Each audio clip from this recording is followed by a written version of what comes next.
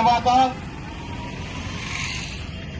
ప్రపంచ మేధావి డాక్టర్ బాబాసాహెబ్ అంబేద్కర్ గారి జయంత్యోత్సవాలు ఈరోజు భీమవరం నియోజకవర్గంలో ఎంతో ఘనంగా జరుగుతున్నాయి.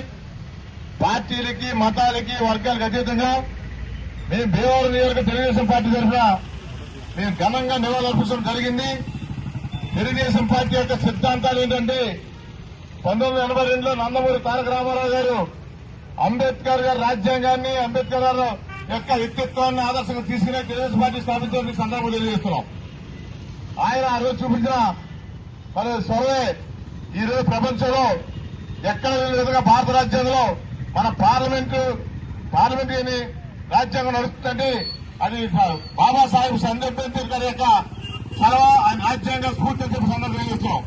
రాబోయే తరాలు కూడా ఆయన ఆదర్శంగా తీసుకుని కుల మతాలకు అతీతంగా ఈ రాజ్యాంగ స్ఫూర్తితో మరి పరిపాలన చేసేవాళ్ళు కానీ, ప్రతిపక్షంలో ఉన్నవాళ్ళు కానీ, ప్రజలు కానీ, యువత కానీ అందరూ కూడా ఆయన స్ఫూర్తిగా తీసుకుని ముందుకెళ్తారని చెప్పి సందర్భం తెలియజేసుకుంటూ మరొక్కసారి బాబాసాహెబ్ అంబేద్కర్ గారికి ఘనంగా నివాళులర్పిస్తున్నాం.